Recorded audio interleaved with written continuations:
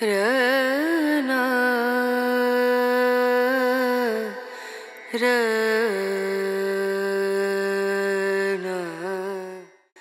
পশ্চিমবঙ্গের উত্তর ২৪ পরগনা জেলার বসিরহাট মহকুমায় অবস্থিত একটি ঐতিহাসিক ও ঐতিহ্যবাহী গ্রাম হল ধান্যকুড়িয়া।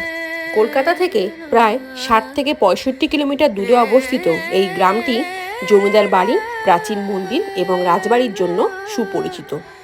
৩০০ বছরের পুরনো এই সমস্ত বাড়িগুলি তৎকালীন বাংলা এবং ইউরোপীয় স্থাপত্যশৈলীতে তৈরি এক অন্যতম ঐতিহাসিক নিদর্শন, যা বিগত যুগের এক ঝলক দেখায়।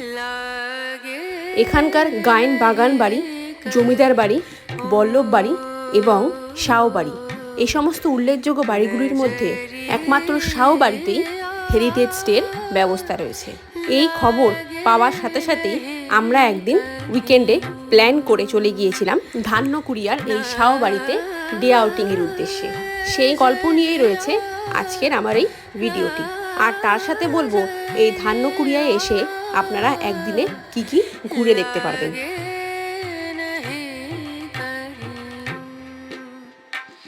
ঐতিহাসিক ধান্যকুড়িয়া সম্পর্কিত এইরকম একটি ইনফরমেটিভ ভিডিও পেতে হলে চ্যানেলটিকে আগে সাবস্ক্রাইব করে পাশে থাকা বেল আইকনটিও প্রেস করে দিন। তো চলুন আর সময় নষ্ট না করে শুরু করি আমাদের ধান্যকুড়িয়া ভ্রমণের গল্প।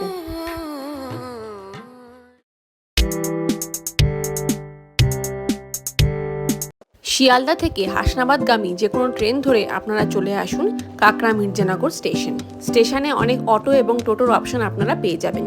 ওনাদেরকে বললে সহজেই আপনাদের নামিয়ে দেবে ধান্যকুড়িয়া শাওবাড়ির সামনে। এছাড়াও পার্সোনাল ভেহিকেল নিয়ে বাই রোডও আপনারা চলে আসতে পারেন ধান্যকুড়িয়াতে। যদি আপনারা কলকাতা থেকে আসেন তাহলে সেক্ষেত্রে আপনাদের প্রথমেই আসতে হবে চিনারপাড়, তারপর সেখান থেকে রাজারহাট রোড ধরে খড়িবাড়ি এবং বেড়াচাপা হয়ে ধান্যকুড়িয়াতে পৌঁছাতে পারবেন। আমরা যেহেতু মধ্যমগ্রাম থেকে গেছিলাম তাই মধ্যমগ্রাম বাদু রোড হয়ে টাকি রোড ধরেছিলাম এবং তারপর সেখান থেকে বেড়াচাপা হয়ে পৌঁছাই ধান্যকুড়িয়াতে।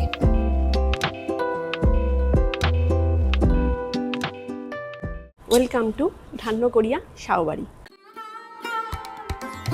১৮০০ দশকের মাঝামাঝি সময়ে যখন ব্রিটিশরা জমকালো ইউরোপীয় ধাঁচের দালান কোঠা দিয়ে কলকাতাকে লন্ডনে পরিণত করতে ব্যস্ত, তখন বাংলার ৩ বিশিষ্ট ব্যবসায়ী পরিবার শাও, বল্লভ এবং গায়েন, যাদের গুড়, পাট, চাল এবং লবণের ব্যবসা ছিল, তারা সুন্দরবন বদ্বীপের প্রান্তে ধান্যকুড়িয়ার এই শান্ত গ্রামে তাদের স্বপ্ন রাজ্য গড়ে তোলার সিদ্ধান্ত নেন। ধান্যকুড়িয়ায় অবস্থিত ৬টি প্রাসাদ এবং অট্টালিকার মধ্যে বর্তমানে একমাত্র শাও জমিদার বাড়িতেই অতিথিদের আপ্যায়নের জন্য খুব সুন্দর ব্যবস্থা রয়েছে। আমরা এখন দাঁড়িয়ে রয়েছি শাও বাড়ির মেন ফটকের সামনে। দেখুন, এটাই হচ্ছে মেইন দরজা, যেখান থেকে আমরা বাড়ির অন্দরমহলে এন্ট্রি করতে পারবো। তো চলুন এখন আমরা ভেতরে ঢুকি।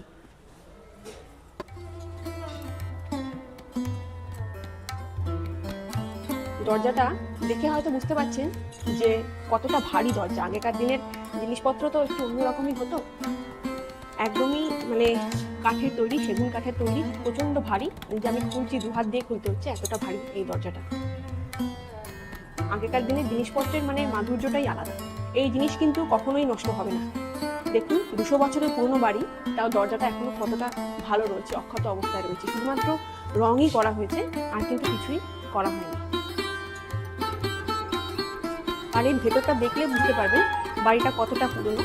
আর ভেতরে কিন্তু খুব একটা বেশি চাকচিক্য নেই, মানে দেয়াল থেকে মানে চলটা উঠে যাচ্ছে, ঘষে যাচ্ছে, সেরকমভাবেই বাড়িটাকে রাখা হয়েছে। মানে আর যাতে তার পুরনোর ছোঁয়াটা বজায় থাকে সেটা রাখা হয়েছে। ঢুকেই দেখুন এরকম একটা করিডোর মতো করা রয়েছে, দুপাশে সরু মতো বসার জায়গা করা রয়েছে। এখানেও আপনারা বসতে পারবেন। আগেকার দিনে মনে হয় যারা আসতেন বাড়িতে দেখা করতে, জমিদার বাড়িতে, তারা হয়তো এখানে বসে ওয়েট করতেন।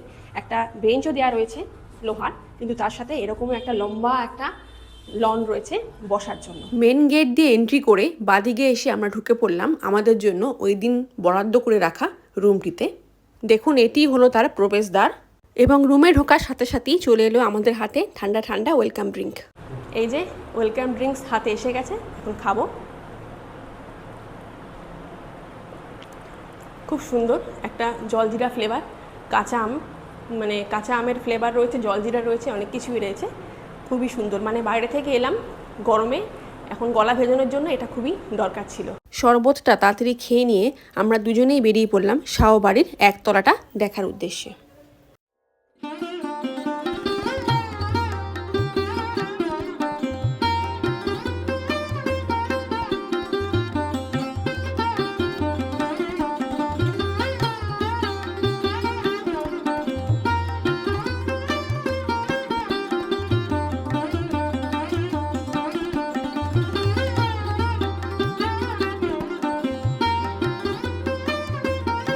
আনুমানিক 200 বছরের পুরনো এই শাও বাড়ির প্রতিষ্ঠাতা ছিলেন তখনকার ধান্যকুড়িয়ার সম্ভাব্য জমিদার পতীচন্দ্র শাও। এটিই হলো ওনার প্রথম সম্পত্তি। পরবর্তীকালে যখন ইস্ট ইন্ডিয়া কোম্পানির সাথে সোনালী ফসলের ব্যবসায় চূড়ান্ত সফলতা লাভ করেন, তখন এই ধান্যকুড়িয়াতেই তিনি গড়ে তোলেন তার দ্বিতীয় প্রপার্টি শাও রাজবাড়ি, যেখানে ব্যবসার সুবাদে ব্রিটিশ সাহেবদের নিত্য আনাগোনা থাকতো এবং সন্ধ্যায় জমিদারদের সাথে জমে উঠত মেহফিল। লক্ষ্য করে একটু দেখলে আপনারা বুঝতে পারবেন যে বাড়িতে কত সুন্দরভাবে নিখুঁত কাজ করা রয়েছে। এই রেলিংগুলোতে কত সুন্দর দেখুন কাজ রয়েছে, সবই কিন্তু ইউরোপীয় স্থাপত্য শৈলীতে তৈরি, প্রাচীন কাজ এগুলো সব। এখনকার দিনে এই ধরনের কাজ আর হয় না। 200 বছরের পুরনো বাড়িতে যেমন দেখতে পাচ্ছেন ওইদিকে ভগ্নপ্রায় দশা, মানে দেয়াল খসে যাচ্ছে, তার সাথে সাথে এত সুন্দর কাজ যদি আপনারা দেখেন সেইগুলো খুবই সুন্দর।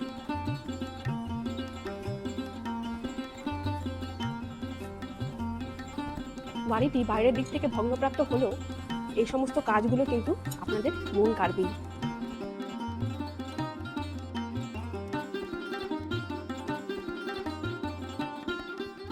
এটি হলো শাও বাড়ির ঠাকুর দালান।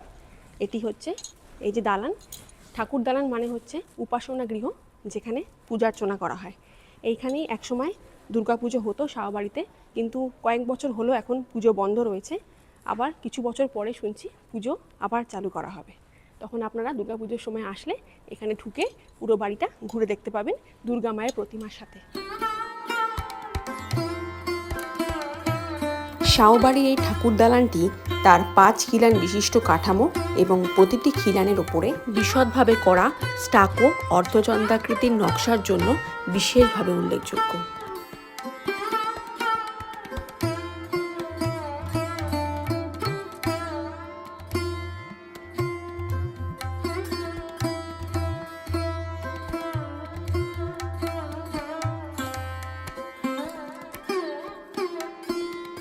এটি হলো দুর্গা মায়ের পুজোর বেদি, যেখানে একসময় মহা ধুমধাম করে দুর্গাপুজো করা। কিন্তু তখনকার দিনেই ঘটে যাওয়া এক অলৌকিক ঘটনার দরুন এখন বর্তমানে পুজো বন্ধ রয়েছে। তখনকার দিনে শাও, বল্লভ এবং গায়েন এই 3 জমিদার বাড়ির সোনালী পাটের ব্যবসা ছিল। তারা 3 জনে একত্রে এই ব্যবসা চালাতেন এবং ইস্ট ইন্ডিয়া কোম্পানিতে এই সোনালী পাট রপ্তানি করতেন। আজ থেকে প্রায় 100 বছর আগে জমিদার পতীচন্দ্র শাওয়ের বর্তমানে দুর্গাপুজোর সময় পুজো চলাকালীন এক গৃহবধূ দুর্গা মায়ের ফল কাটতে কাটতে হঠাৎ নিখোঁজ হয়ে যান। এরপর অনেক সন্ধান করেও তার আর কোনো খোঁজ পাওয়া যায়নি। তার ঠিক 2 থেকে 3 দিন পর ওই মহিলার চাবির গোছা এবং কাপড়ের টুকরো পাওয়া যায় দুর্গা প্রতিমার সিংহের মুখে। তখন জমিদার পতীচন্দ্র শাও এটিকে একটি খারাপ সংকেত ভেবে দুর্গাপুজো স্থগিত করে দেন। এরপর ভবিষ্যতে 2006 সাল নাগাদ সেই জমিদারের উত্তরসূরি জ্যোতিপ্রকাশ শাও এই ঠাকুর দালানে দুর্গাপূজা চালু করলেও 2020 সালে কোভিডের দরুন আবার পুজো বন্ধ হয়ে যায়। এসে গেছে আমাদের আজকের ব্রেকফাস্ট। এখন আমরা জমিদার বাড়িতে ব্রেকফাস্ট করতে বসেছি, নবাবী আনায় এখন আমরা ব্রেকফাস্ট করব। দেখুন দিকে এসেছে আমাদের লুচি এসেছে, লুচির সাথে তরকারি, নর্মাল যে বাড়িতে আলুর তরকারিগুলো হয় সাদামাটা, ঘরোয়া খাবার সম্পূর্ণ, আর সাথে রয়েছে একটা রসগোল্লা। এই হচ্ছে আমাদের ব্রেকফাস্ট আজকে। আমরা এখন ব্রেকফাস্টটা করে নিই, তারপরে আমরা বাড়ির বাকি অংশটা আপনাদের আবার ঘুরিয়ে দেখাচ্ছি। এই হচ্ছে আমাদের ঘরের দরজাটা, এন্ট্রান্স। লেখা আছে দেখুন পাশে কাছারি ঘর, মানে আমাদের ঘরের নাম হচ্ছে কাছারি ঘর। মেইনলি কাছারি ঘর বলতে যেটাকে বোঝায়, আগেকার দিনে জমিদারের বাড়িতে মানে নায়েবরা যেখানে বসে ওনাদের অফিসের বা ব্যবসার কাজকর্ম করতেন সেই ঘরগুলোকে কাছারি ঘর বলা হয়। মানে যে সমস্ত কাজকর্ম হতো ব্যবসায়িক সেগুলো সমস্ত কিছু এই ঘরেই হতো। জমিদার মশাই, নায়েব মশাই সবাই এই ঘরে বসেই মানে কাছারি ঘরে বসে ওনাদের ব্যবসায়িক কাজকর্ম করতেন। সেই ঘরেই আজকে আমরা থাকছি, মানে এখন এটাকে স্টেকেশন হিসেবে রাখা হয়েছে থাকার জন্য। চলুন এখান থেকে ঢুকে ঘরটা আপনাদের দেখিয়ে দিই।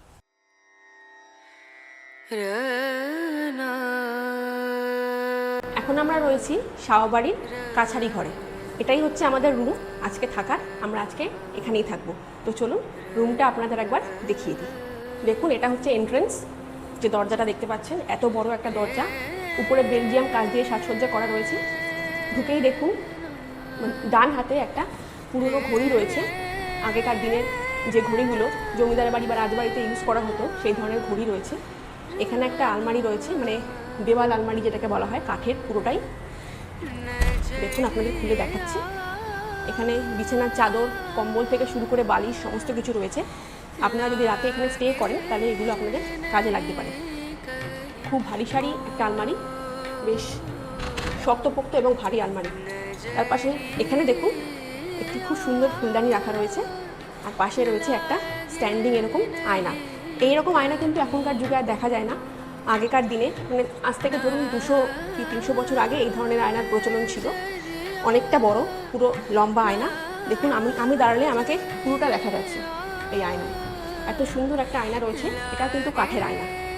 আর এখানে দেওয়ালে বিভিন্ন ছবি টানানো রয়েছে বিভিন্ন দেবতাদের।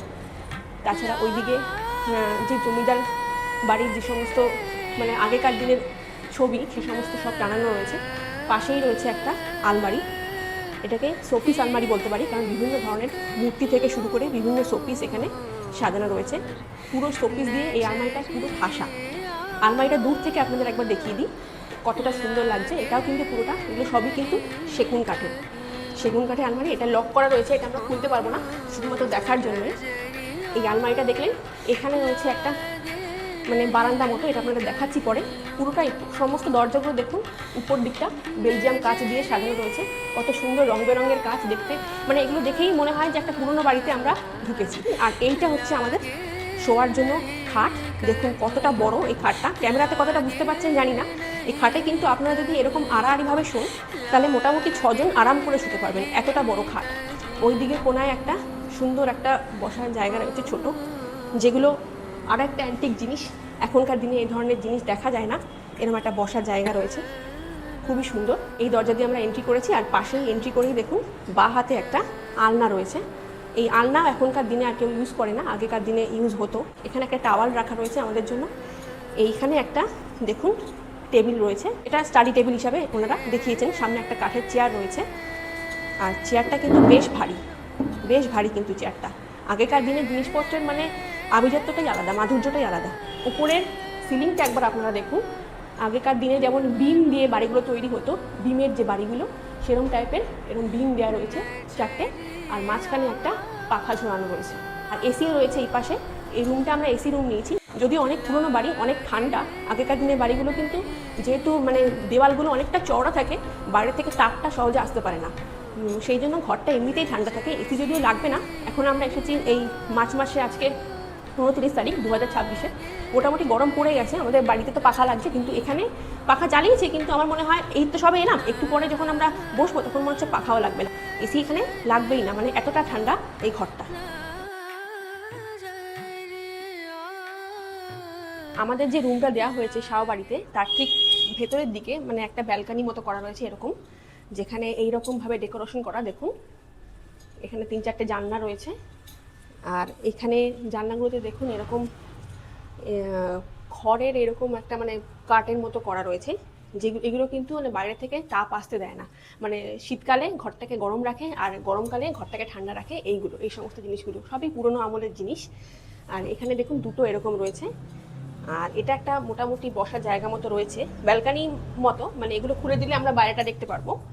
আর এখানে দেখুন একটা ছোট টি টেবিল করা রয়েছে রাউন্ড শেপের, আর 3টে এরকম বসার জায়গা রয়েছে, যেখানে বসে আপনারা চা খেতে পারেন, আড্ডা মারতে পারেন। আর সাথে যদি কোনো গল্পের বই থাকে এখানে বসে আপনারা পড়তে পারেন। এখানে বেশ কিছু ওনারা ম্যাগাজিন দিয়ে রেখেছেন, সময় হলে আমিও পড়ে দেখব।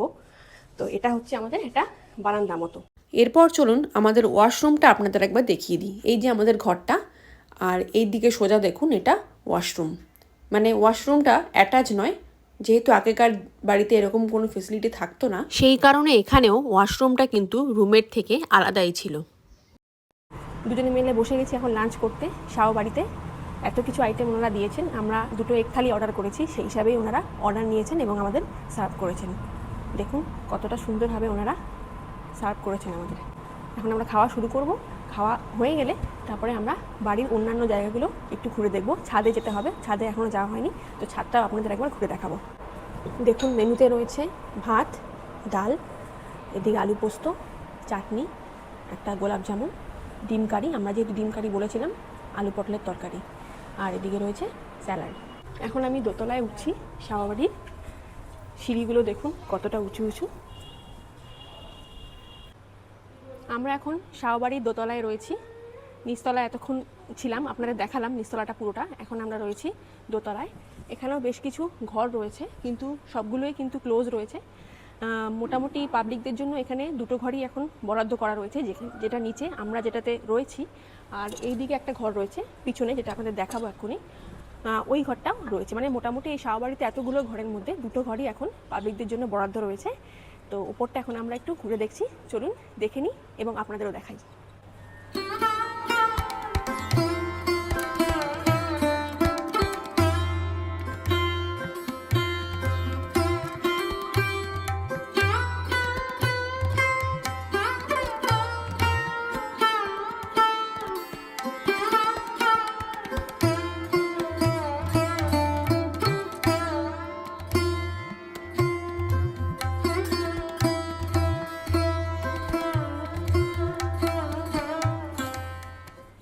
এই দেখুন এটা হচ্ছে পুরো দোতলাটা, এটাই হচ্ছে করিডোর।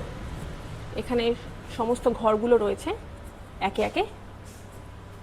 এই যে বারান্দাটা এখান থেকে দেখা যাচ্ছে, এরকম রেলিং করা রয়েছে। উপর থেকে কিন্তু একটা খুব সুন্দর ভিউ পাওয়া যাচ্ছে, যেটা আপনাদের দেখিয়ে দিচ্ছি। ওই হচ্ছে একটা ঠাকুর দালান, যেখানে আমরা এতক্ষণ ফটো তুলছিলাম, আর এটা হচ্ছে দোতলা থেকে এখন আমরা দেখছি। এখানে দেখুন দোতলায় কতগুলো ঘর রয়েছে, প্রত্যেকটা ঘরের দরজাই কিন্তু বন্ধ রয়েছে। দেখুন আমার আশেপাশে ওদিকে পিছনেও রয়েছে, প্রত্যেকটা ঘরের দরজা বন্ধ। এরকম পুরনো দিনের যে খড়খড়ি সিস্টেমটা ছিল, এরকম দরজা রয়েছে।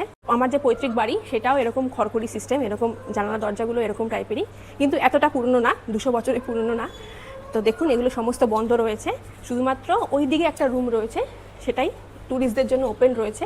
এটা দেখুন পুরনো যুগের তখনকার টেবিল, কত বড় টেবিল দেখুন, কতটা চওড়া, কতটা লম্বা, কাঠের টেবিল। এই টেবিলে মনে হয় তখনকার দিনের জমিদারেরা কাজকর্ম করতেন, অফিসিয়াল। এটা একটা কল ঘর রয়েছে, মানে এখানে মানে বাথরুমের ব্যবস্থা রয়েছে, এই যে কল রয়েছে, আর এখানে টয়লেটের ব্যবস্থা রয়েছে দোতলায়। আগেকার দিনে বাড়িতে যেরকম থাকতো, মানে বেডরুমের থেকে বাথরুম যেমন আলাদা থাকতো, ওয়াশরুম যেমন আলাদা থাকতো, সেরকমই এখানে করা রয়েছে। এই যে সমস্ত ঘরগুলো এখন এখানে বন্ধ রয়েছে, শুধুমাত্র ওই পাশে একটা ঘর রয়েছে, ওই ঘরটাতেই শুধুমাত্র পাবলিকদের জন্য, পাবলিকদের থাকার জন্য এই ঘরটা একমাত্র অ্যাভেলেবেল রয়েছে। আমি চেষ্টা করছি এই ঘরটাও আপনাদের একবার দেখিয়ে দেওয়ার। এই ঘরটা কিন্তু নন এসি রয়েছে, মানে এটাতে এসি নেই, আর নিচে যে আমরা ঘরটায় রয়েছি ওটাতে এসি রয়েছে। ওপরের রুমে সেদিনকে বুকিং থাকায় আমি আপনাদের দেখাতে পারলাম না, একটা ছবি দিয়ে দিলাম।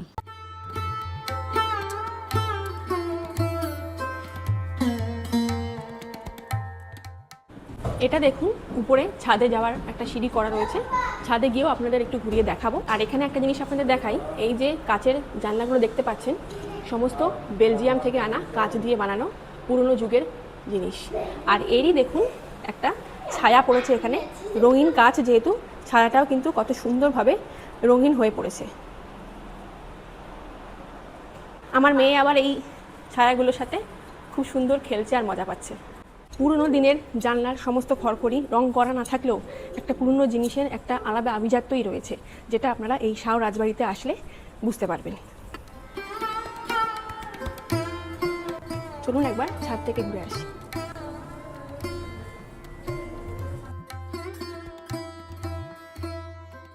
দেখুন অনেকটা বড়, কিন্তু ছাদটা মাথায় মাথায় থাম্বা মতো করা রয়েছে, যেন মনে হচ্ছে যেন লাইট লাগানো রয়েছে।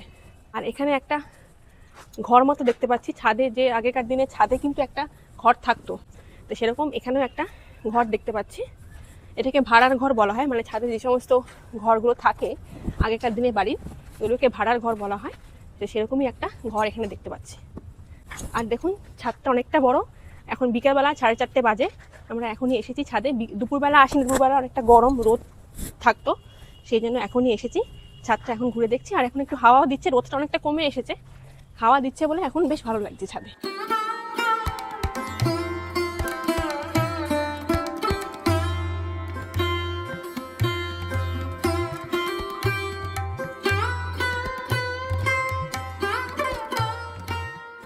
এত সুন্দর বাড়িতে আর এত পুরনো, বিশেষ করে বলতে গেলে এত পুরনো বাড়িতে যদি আপনারা একদিন এসে থাকতে চান তাহলে কিন্তু অবশ্যই থাকতে পারেন, আর যেটা সম্ভব মাত্র 1800 টাকায়। ধান্যকুড়িয়া শাহ রাজবাড়িতে অনেকগুলো ঘর থাকা সত্ত্বেও মাত্র 2টো ঘরে কিন্তু ওনারা পাবলিকদের জন্য অ্যালট করে রাখেছেন, মানে পাবলিকরা আসতে পারবেন, থাকতে পারবেন এক রাতের জন্য। তো আমরা সেরকমই নিচের ঘরটায় রয়েছি। ওই ঘরটা কিন্তু অনেকটা বড় ঘর, আর তার সাথে সাথে যে বেডটা ওখানে রয়েছে সেই বেডটায় প্রায় 6 থেকে 7 জন শুতে পারবেন, এতটা বড় বেড। আমরা তো দুজনই এসেছি, আমার হাজব্যান্ড ওয়াইফ আর আমার 4 বছরের মেয়ে। তো আপনারা যারা প্ল্যান করছেন যে এই শাহবাড়িতে একদিন এসে থাকবেন, আর গ্রুপে অনেকে রয়েছেন, 6-7 জন মতো রয়েছেন, তারাও কিন্তু চলে আসতে পারেন, তারাও কিন্তু একই রুমে আপনারা থাকতে পারবেন। সেক্ষেত্রে আমাদের যে রুমের ভাড়া নিয়েছে সেটা হচ্ছে 1800 টাকা পার নাইট। বেশি গ্রুপে বেশি মানুষ হলে, মানে 6-7 জন হলে, তাহলে কিন্তু ওনারা চার্জটা একটু বেশি নেবেন, সামান্য, কিন্তু খুবই সেটা নামমাত্র। খাওয়া দাওয়ার প্যাকেজ কিন্তু সম্পূর্ণ আলাদা, মানে আপনারা 1800 টাকা যে দেবেন সেটা শুধুমাত্র আমাদের দুজন রয়েছি আমরা হাজব্যান্ড ওয়াইফ তার জন্য, মানে ঘরটাতে আমরা থাকছি তার জন্য, স্টেকেশনের জন্য। কিন্তু ফুডিংয়ের জন্য কিন্তু আলাদা করে আপনাদের পে করতে হবে। এনাদের প্যাকেজ সিস্টেম রয়েছে, মানে 600 টাকা পার হেড থেকে শুরু। এতে আপনারা কি পাবেন, ব্রেকফাস্ট পাবেন সকালের, আর দুপুরে লাঞ্চ পাবেন, আর রাতে ইভিনিংয়ে স্ন্যাক্স পাবেন উইথ টি। এটা হচ্ছে আপনাদের প্যাকেজ সিস্টেম, যেটা 600 টাকা পার হেড থেকে শুরু রয়েছে।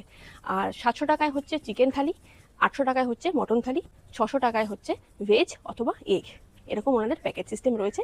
তো আপনারা যারা ডে আউটিংয়ের জন্য আসবেন ভাবছেন তাহলেও কিন্তু আসতে পারেন।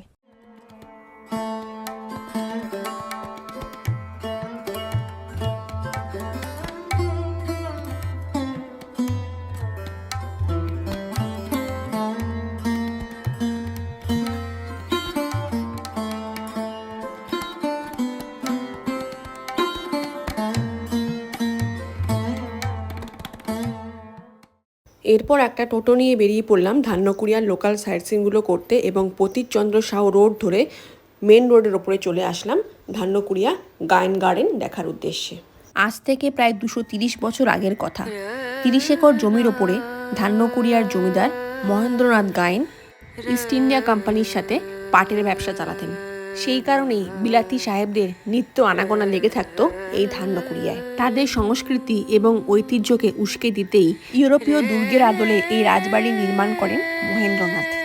এটিই হলো গায়ন বাগান বাড়ির মূল ফটক, যার খিলানের ওপরে সিংহের সাথে যুদ্ধরত 2 ইংরেজের মূর্তি রয়েছে।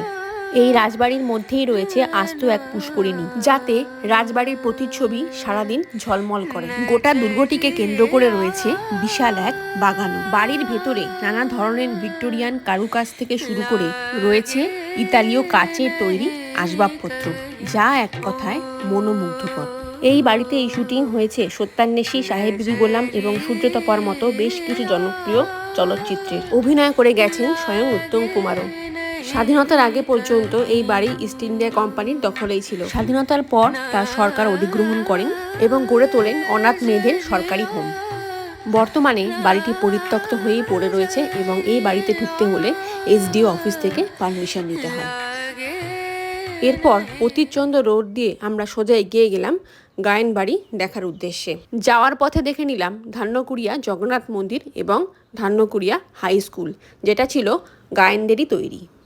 ঠিক তারপরেই চলে আসলাম ধান্যকুড়িয়ার সবথেকে আকর্ষণীয় যে বাড়িটি, সেটি হলো ধান্যকুড়িয়া গায়ন বাড়ি।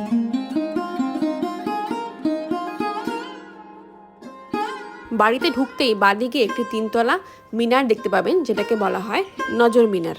অনেকে এটিকে নহবতখানাও বলে থাকে।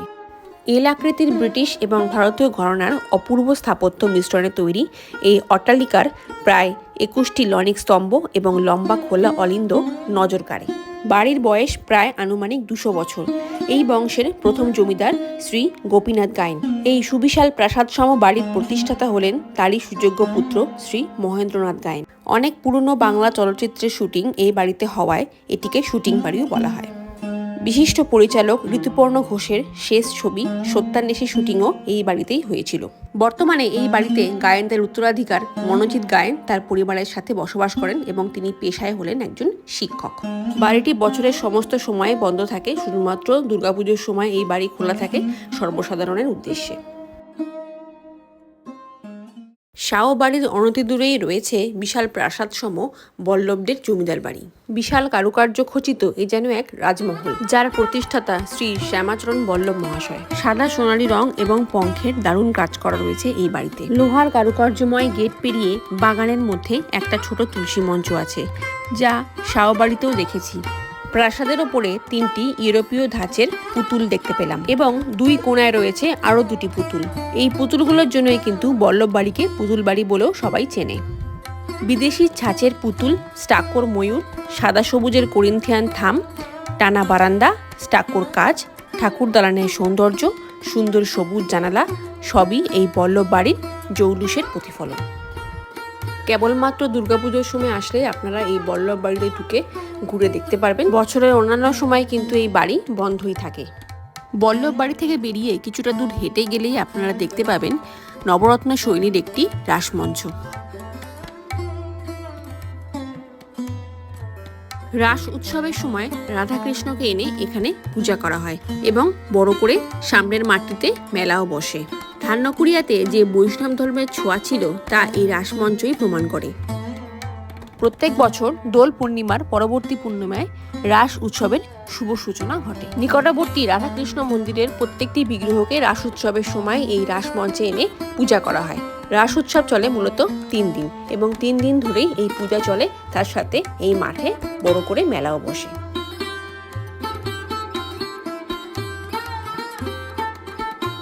রাসমঞ্চ থেকে কিছুটা এগিয়ে গিয়ে ডান হাতে আপনারা দেখতে পাবেন বিরাট এই তোরণ।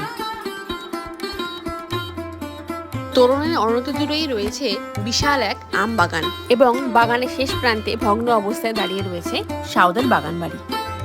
এই বাগান বাড়িতে ঢোকার কিন্তু কোনো রকম অনুমতি নেই, বাইরে থেকেই আপনাদের দেখতে হবে এসে। এগুলো সমস্ত বন্ধ রয়েছে বহু বছর ধরে। এই বাগান বাড়িতেই একসময় চলতো জমিদার এবং ব্রিটিশ শাসকদের মজলিস ও মেহফিল।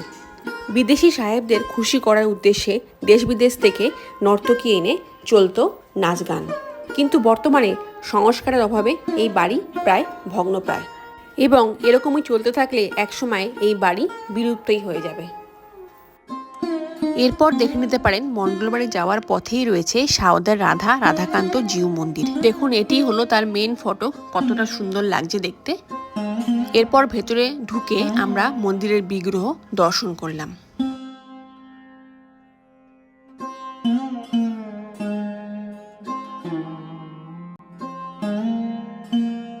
এটি হলো গায়েন বাড়ির কুলদেবতা শ্যামসুন্দর জিউর মন্দির, যেটি গায়েন বাড়ির একদমই পাশে রয়েছে। এই মন্দিরে কিন্তু এখনো নিত্য পূজার্চনা হয়। এবং সবশেষে দেখে নিতে পারেন গায়েন বাড়ির ঠিক পিছনেই গড়ে ওঠা শ্রী শ্রী মহাপ্রভু জিউর মন্দির। এই মন্দিরের বিগ্রহ দুটি দেখুন কত সুন্দর, চোখ যেন জুড়িয়ে যাবে। সাইড সিন করে যখন শাওবাড়িতে ফিরে এলাম তখন দেখলাম ঠাকুর দালানটা কি সুন্দর প্রদীপ দিয়ে ওনারা সাজিয়েছেন। দেখুন কতটা সুন্দর লাগছে দেখতে এটা। আমাদের ইভিনিং স্ন্যাক্স এসে গেছে ধান্যকুড়িয়া শাওবাড়িতে। আমাদের অপশান ছিল আমরা লিকার টি নিতে পারি বা মিল্ক টি অথবা কফি। আমরা লিকার টি নিয়েছি, যেহেতু আমরা মিল্ক টি বা মিল্ক কফি কোনোটাই খাই না। পেঁয়াজ পাকোড়ার সাথে 2টো লিকার চা, তাই এটাই হচ্ছে আমাদের স্ন্যাক্স সন্ধ্যেবেলার। তো এখন আমরা ইভিনিং স্ন্যাক্সটা করে নেবো। এখন দেখুন 7:30 বাজে, আমার পিছনেই ঘড়ি রয়েছে। তো স্ন্যাক্স করে আমরা ভাবছি একটু রেস্ট নিয়ে আমরা চলে যাব। আমাদের তো বারাসাতে বাড়ি, তো মোটামুটি 1-1.5 ঘন্টার মধ্যে আমরা পৌঁছে যাব, যেহেতু কাল মানডে আছে, আমাদের সকলের অফিস রয়েছে। শাওবাড়ির রাতের পরিবেশটা একবার দেখুন কিরকম গা ছমছম করছে না দেখে। ওপরের দিকটা তো আমার ইচ্ছা করছিল একবার যেতে, কিন্তু আর গেলাম না, একটু ভয় ভয় করছিল তো তাই। ঝাড় আমি যে জলসা ঘরে, নিশি ফুরালে কেহ চায় না আমায়, চায় না। নিশি ফুরালে কেহ চায় না আমায়, জানি গো আমি যে জলসা ঘরে, বেলোয়ারি ঝাড় আমি যে জলসা ঘরে। তো বন্ধুরা, আজ আমরা ধান্যকুড়িয়াতে এসে এখানকার শাহ রাজবাড়িতে একটা দিন থাকলাম এবং এখানকার অন্যান্য যে সমস্ত রাজবাড়িগুলো রয়েছে, জমিদার বাড়িগুলো রয়েছে, সেগুলো আপনাদের ঘুরিয়ে দেখালাম। আজকের ভিডিওটা আপনাদের কেমন লাগলো অবশ্যই একটা কমেন্ট করে জানাবেন। যদি ভালো লেগে থাকে একটা লাইক করে দেবেন এবং শেয়ার করে অন্যদের দেখার সুযোগ করে দেবেন। আর চ্যানেলটিকে সাবস্ক্রাইব করে পাশে থাকা বেল আইকনটিও প্রেস করে দেবেন, যাতে আমার আপকামিং অন্যান্য ভ্রমণ সংক্রান্ত ডিটেলস আপনাদের কাছে সবার আগে পৌঁছে যায়। তো চলুন, আজকের মতো বিদায়। আবার দেখা হচ্ছে অন্য কোনো ভিডিও নিয়ে আপনাদের সাথে খুব শিগগিরই।